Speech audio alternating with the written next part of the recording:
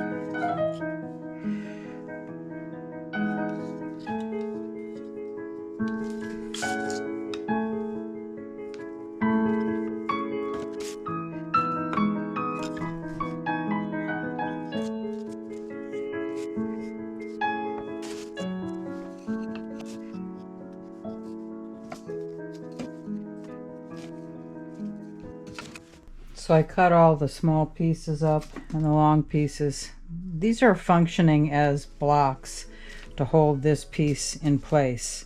And if you've watched any of the other lamp builds I've made, I always have a top that can come off so you can get inside and change the light bulb. So these will sit. I do the lines earlier. I don't need this up here when I do this, but I gotta make it loose enough that you can take it off without a struggle. So I have to sand these down, and then I will glue them in place, and then I'll probably stain them the same color as this, a dark walnut. So that is what I'm going to do next. Just sand these guys. And I cut these all by hand with a Japanese pole saw.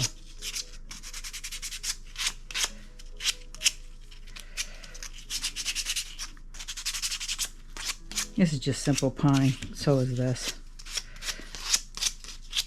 But this wood right here is sapelli, very heavy, and it's a kind of a mahogany. If I do this.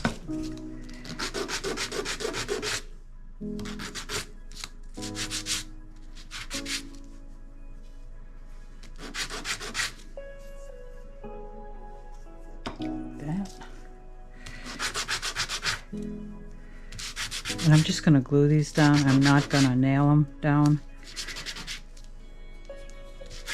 I don't want to risk them splitting. They're so small. I guess I could use a pin nailer, which I have. But I don't know if it's even necessary. So you can see a little boo-boo over there. I'll put that face down. And that looks pretty square. So I'm going to go there.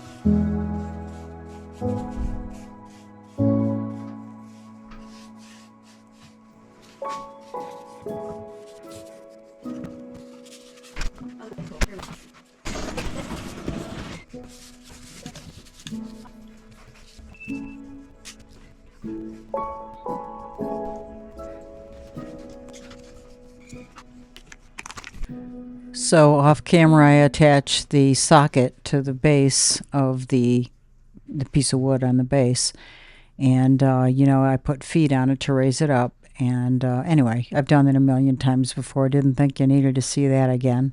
I've got tons of videos of lamps that I've made. And again, if you want to see all the lamps I've made, go to mhstudios.com and then just scroll down a little bit and you'll see all the lamps that I've made. Here I'm just attaching it, gluing it. I do end up flipping it over and nailing it with a brad nailer. That's all I needed to do to secure this to the bottom. It's not going to go anywhere. The nailer really set it in place.